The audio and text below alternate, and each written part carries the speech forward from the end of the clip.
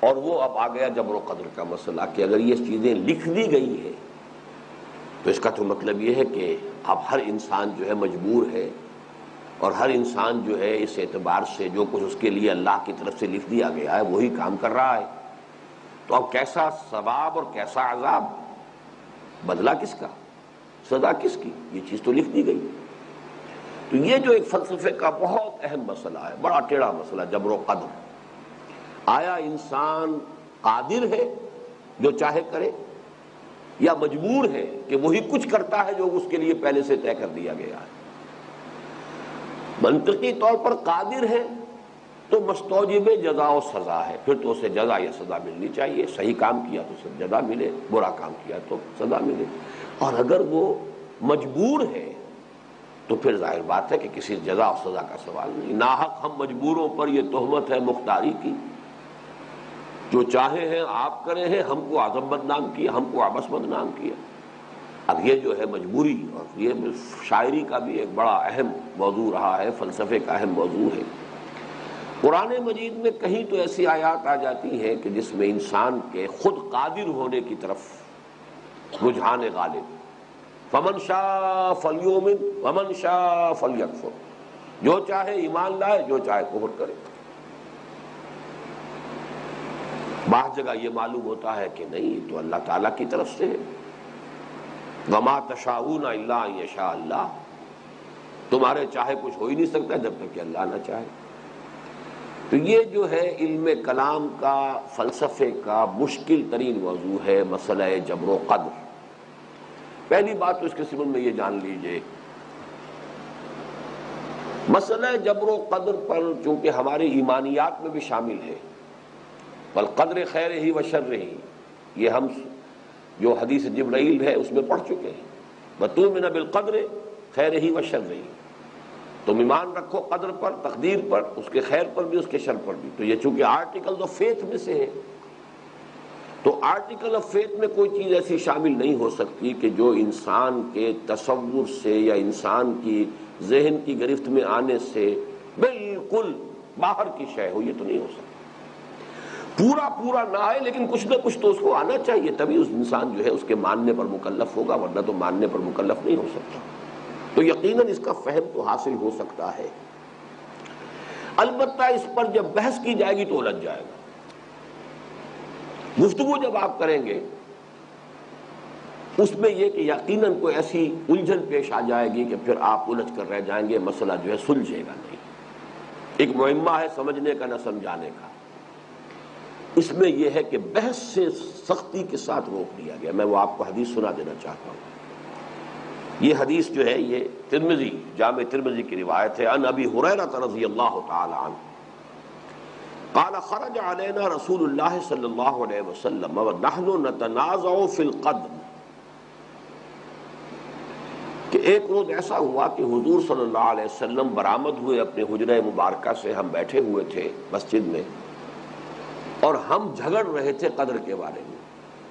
نتنازع، تنازع ہو رہا تھا، مناظرہ ہو رہا تھا، بحث و نزاع ہو رہا تھا فی القدر، تقدیر کے بارے میں. فغضب، تو حضور اس پر غضبناک ہوئے، آپ کو غصہ آیا.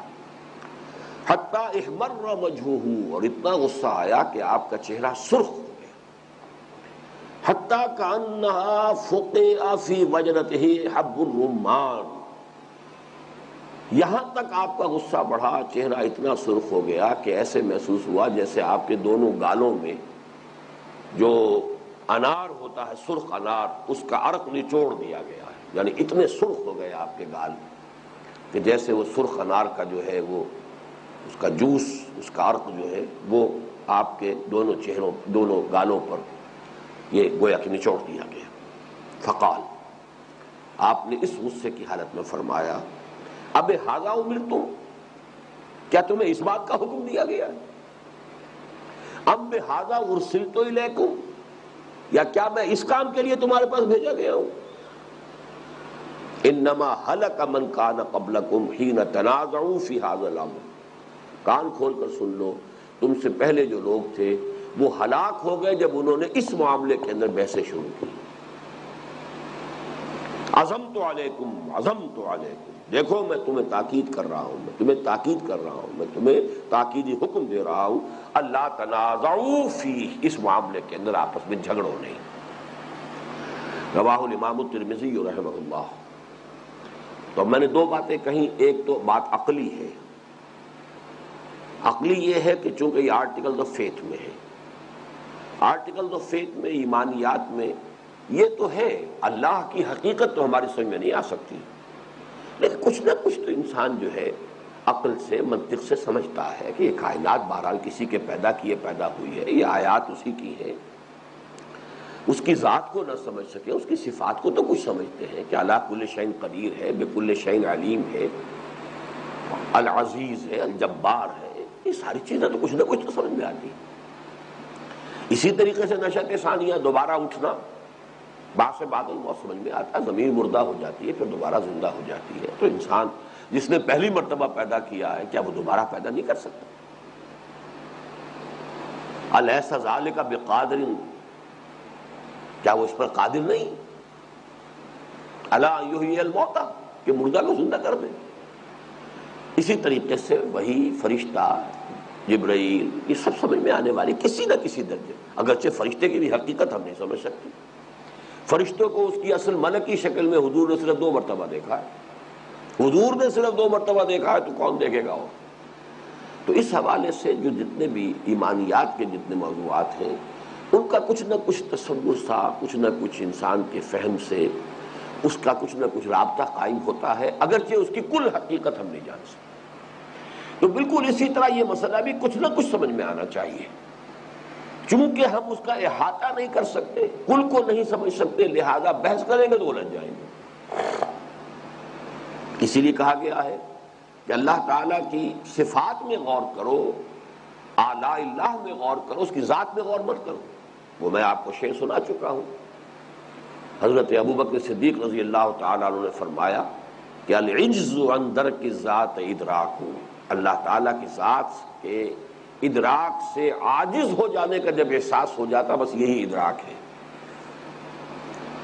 تو دل میں تو آتا ہے، سمجھ میں نہیں آتا، بس جان گیا میں تیری پہچان یہی ہے، سمجھ میں نہیں آتا، دل میں آتا ہے کہ ہاں ہے۔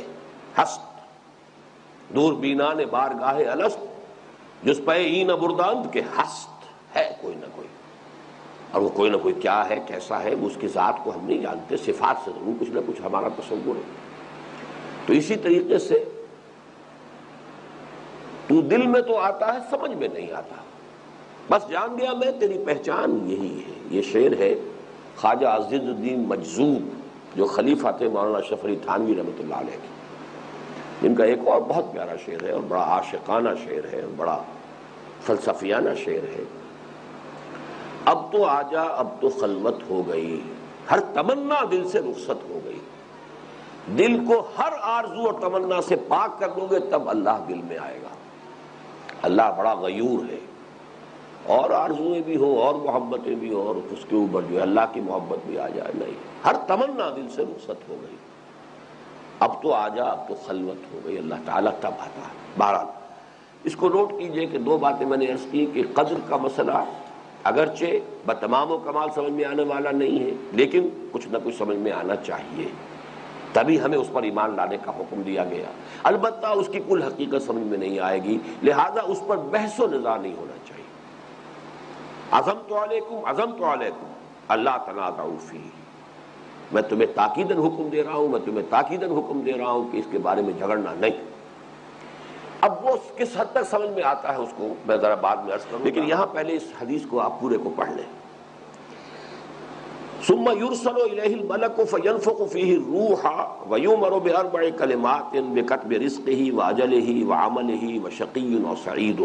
اب اس کا ایک نتیجہ نکلتا ہے جس کو پہلے بیان کیا گیا، فوالذی لا الہ غیرہ، تو قسم ہے اس ذات کی جس کے سوا کوئی الہ نہیں ہے۔ حضور فرما رہے ہیں ان احدکم لیعمل بعمل اہل الجنۃ حتی لا یکون بینہ وبینہا الا ذراع، تم میں سے کسی شخص کا یہ حال ہوتا ہے کہ وہ اہل جنت کے سے عمل کرتا رہتا ہے کرتا رہتا ہے کرتا رہتا ہے کرتا رہتا ہے، یہاں تک کہ اس کی اور جنت کے درمیان ایک ہاتھ سے زیادہ فاصلہ نہیں رہتا۔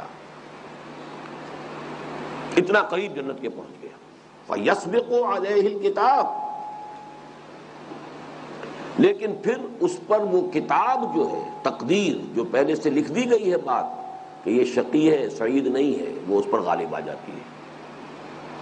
فَيَعْمَلُ بِعَمَلِ أَهْلِ النَّارِ فَيَدْخُلُهَا، تو اب وہ عمر کے آخری حصے میں جہنمیوں کے سے کام کرنے شروع کر دیتا ہے، اہل النار کے سے کام کرنے شروع کر دیتا ہے، یہاں تک کہ اس میں داخل ہو جاتا ہے.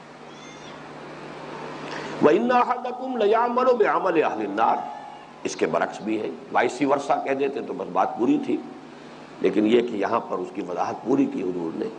تم میں سے کوئی شخص ایسا بھی ہو سکتا ہے کہ جو جہنمیوں کے سے کام کرتا رہے حتی لا یکون بینہ و بینہا الا ذراع، اس درجے وہ جہنمی بن چکا ہو کہ اس کے اور جہنم کے درمیان بس ایک ہاتھ کا فاصلہ رہ جائے. فَيَسْبِقُ عَلَيْهِ الْكِتَابُ، پھر اس کے اوپر نوشتہ غالب آ جاتا ہے. فَيَعْمَلُ بِعَمَلِ أَهْلِ الْجَنَّةِ، پھر وہ عمل کرتا ہے جنت والوں کے سے عمل. فَيَدْخُلُهَا، اور اس میں داخل ہو جاتا ہے. گویا کہ حضور نے اس مثال کے ذریعے سے اس مسئلے کی جو مشکل ترین پروپوزیشن ہو سکتی ہے اس کو سامنے رکھ دیا. مشکل ترین پروپوزیشن ہے یہ. ایک شخص ساری عمر، فرض کیجئے 100 برس کی عمر تھی، 99 برس تک وہ اہل جنت کے کام کرتا رہا، 100ویں برس میں آ کر اور اس کی کچھ ایسی مت ماری گئی یا کچھ ہو گیا، بظاہر تو ہم یہی کہیں گے کہ اب وہ جہنمیوں کے سے کام شروع کر دیا اور وہ گیا جہنم میں گیا. انہونی بات نہیں ہے یہ. قرآن مجید میں جو تذکرہ ہے بلعام بن باعورہ، اگرچہ اس کا نام نہیں قرآن مجید میں آیا ہے، سورہ اعراف میں ہے. ایک شخص ہے، آتیناہ آیاتنا، ہم نے اسے اپنی آیات عطا کی تھی. وَلَوْ شِئْنَا لَرَفَعْنَاهُ بِهَا، ہم چاہتے تو اور اسے اونچا اٹھاتے، اس کا مقام اور بلند کرتے. وَلَكِنَّهُ أَخْلَدَ إِلَى الْأَرْضِ، وہ زمین کے اندر ہی دھستا چلا گیا. اور جو اس کی تفصیل تورات میں آتی ہے وہ یہ ہے کہ اس عمر میں بڑا زاہد و عابد ولی اللہ، بہت اونچا انسان، عالم فاضل، لیکن یہ کہ خاص وقت میں آ کے ایک عورت کے اس طرح کے اغوا کے اندر جو ہے وہ پھنسا ہے کہ پھر سارا زہد اور سارا تقوی اور ساری دینداری، سارا علم، سارا فضل ختم ہو سکتا ہے. قرآن مجید میں مثال موجود ہے. تو یہاں پر جو ہے جیسا کہ میں عرض کر رہا تھا کہ مشکل ترین جو پروپوزیشن ہو سکتی اس مسئلے کی وہ حضور نے بیان کر دی. اب آپ یہ سمجھ لیجئے کہ اصل مسئلہ ہے کیا. دیکھیے، 2 الفاظ میں چاہتا ہوں کہ آپ انگریزی کے حوالے سے اچھی طریقے سے ذہن نشین کر لیں. ایک ہے پری نالج، کسی شے کا علم پہلے ہونا، وقوع سے قبل اس کا علم ہونا. ایک ہے پری ڈیسٹینیشن، مجبوری کسی شے کی تقدیر کا تعین کر دینا کہ ہی اور شی از ڈیسٹینڈ ٹو ڈو اٹ، اسے لا محالہ یہ کرنا ہے. جبر کے لیے جو انگریزی کی اصطلاح ہے فلسفے کی، وہ پری ڈیسٹینیشن ہے. Preknowledge is something else, predestination is something else. اگرچہ ان کے ڈانڈے مل جاتے ہیں، بس ان دونوں کو علیحدہ علیحدہ سمجھ لیا جائے تو سارا مسئلہ حل ہو جاتا. سادہ سی مثال ہے کہ ایک بچے کے سامنے آپ نے گیند پھینکی، آپ کہہ سکتے ہیں بچہ ادھر متوجہ ہوگا، یو نو اٹ، لیکن بچہ اپنی مرضی سے متوجہ ہوگا، آپ کے کہنے سے، آپ کے جبر سے نہیں ہوگا. Only you could guess it, آپ کا اندازہ ہوگا.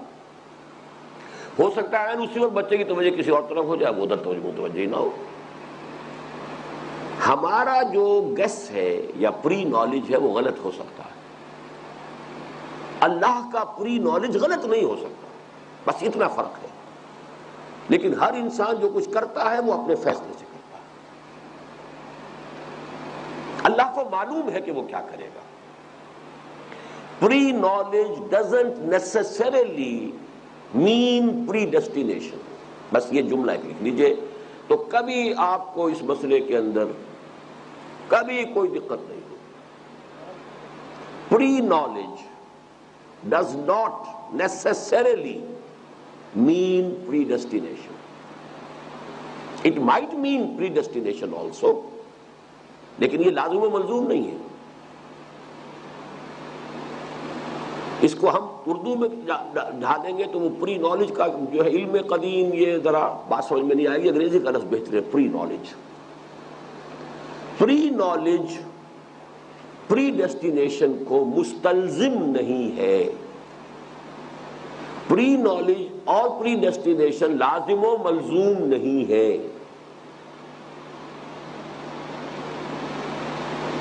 Pre knowledge does not necessarily mean predestination۔ اللہ کا پری نالج ہے کہ کوئی کیا کرے گا، اور وہی اصل میں قرآن مجید میں جو آتا ہے کل شیء عندہ فی ام الکتاب، کہیں کتاب میں آتا ہے، ہر چیز لکھی، وہ کتاب اللہ تعالیٰ کے علم کی کتاب ہے، ہر شے لکھی ہوئی ہے، یہ کرے گا، لیکن وہ کرتا ہے اپنے فیصلے سے۔ انا ہدیناہ السبیل اما شاکرا و اما کفورا، ہم نے اسے راستے کی ہدایت دے دی ہے، راستہ کھول دیا ہے اس کے سامنے، اب وہ چاہے تو ناشکرا ہو جائے، چاہے تو شکر گزار ہو جائے۔ فمن شاء فلیؤمن ومن شاء فلیکفر، لیکن اللہ کو معلوم ہے کہ یہ ایمان لائے گا اور یہ ایمان نہیں لائے گا، یہ دوسری بات ہے، وہ کیا کرے گا یہ اللہ کے علم میں ہے، لیکن یہ اس کی وجہ سے مجبور ہو کر وہ نہیں کر رہا ہے، لیکن ظاہر بات ہے کہ اللہ کا علم غلط نہیں ہو سکتا۔ بس اس مسئلے سے بات سمجھ میں آ جاتی ہے۔ اب دیکھیے ہم اس کی توجیہ یوں کریں گے، آخری جو مشکل ترین مثال آئی ہے، ایک شخص کی اندرونی شخصیت کچھ اور ہوتی ہے، کچھ ظاہری اور معاشرتی یا وقتی اسباب کے تحت اس نے لبادہ کوئی اور اوڑھ رکھا ہے، اور وہ پھر جہنمیوں کے سے کام کرے گا اور جہنم میں جائے گا۔ اسی کو ہم کہیں گے کہ اللہ کا وہ پری نالج جو ہے وہ ثابت ہو جائے گا کہ وہ صحیح تھا۔ ایک شخص جو ہے وہ غلط کام کر رہا ہے، لیکن ہو سکتا ہے کہ اس کے اندر کویسٹ فار ٹروتھ موجود ہو، چھپی ہوئی ہے، وہ بھی تلاش میں ہے، جب تک تلاش میں غلط کام تو کر رہا ہے وہ، جب تک کہ شراب کی حرمت نہیں ہوئی تھی تو شراب تو پی رہے تھے صحابہ بھی، سب کچھ یہ ہو رہا تھا، جوا بھی کھیلتے ہوں گے، اس لیے کہ ان کے ہاں جوئے کا رواج تھا، حج کے موقع پر جب قربانی کرتے تھے قربانی کی گوشت پر جوا کھیلتے تھے، اور جوا کھیل کے وہ خود اپنے لیے نہیں کماتے تھے، وہ غریبوں کو دے دیتے تھے، لیکن یہ ہو گیا آج اس نے اتنا گوشت دیا تو معلوم ہوا کہ اس نے جوئے میں جیتا اور دے دیا۔ اب یہ کرتے ہی ہوں گے نا، یہ یقین کے ساتھ تو نہیں معلوم ہے، لیکن شراب پیتے تو یہ کیوں نہیں کرتے ہوں؟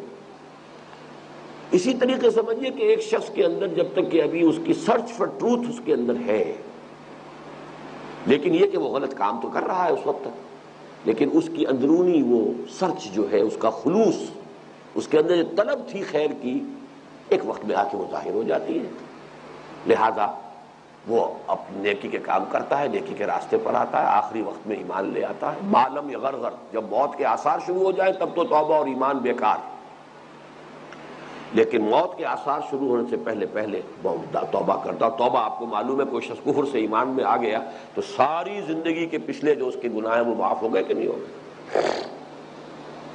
تو کوئی اس میں دقت نہیں ہے، لیکن صرف تعبیر کا فرق ہے، ظاہری الفاظ کے حوالے سے بڑے بڑے اشکالات اس میں آ گئے، لیکن اگر ایک وہ حقیقت سامنے ہو، ہماری جو اس کتاب کا جو میں نے حوالہ دیا ہے اس میں جو اصل میں اس کی دو جملوں میں کہ در حقیقت ایمان بالقدر نام ہے اللہ کی دو صفات پر ایمان کا، ایک تو اس صفت پر ایمان اللہ ہر شے پر قادر ہے، کسی کے کیے کچھ نہیں ہو سکتا جب تک کہ اذن رب نہ ہو، مجھے اللہ نے طاقت دے رکھی میں اپنا ہاتھ اٹھا سکتا ہوں، لیکن میں ہاتھ نہیں اٹھا پاؤں گا جب تک کہ اذن رب نہ ہو، ہر لحظہ ہر آن اللہ کا اذن ہوتا ہے، پتہ تک بھی جنبش نہیں کھا سکتا جب تک کہ اذن نہ ہو، تو کسی کام کو کرنے کا ارادہ میرا ہے، اس کام کا بالفعل ہو جانا اذن رب کے بغیر ممکن نہیں ہے۔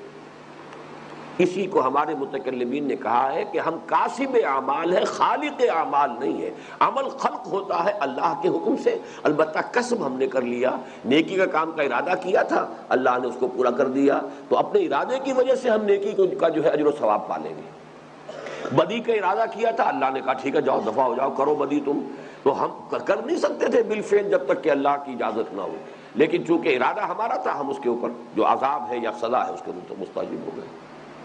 اسی طرح کوئی شخص میرا لاکھ بگاڑنا چاہے نہیں بگاڑ سکتا جب تک کہ اللہ کی مرضی نہ ہو، اللہ کا اذن نہ ہو.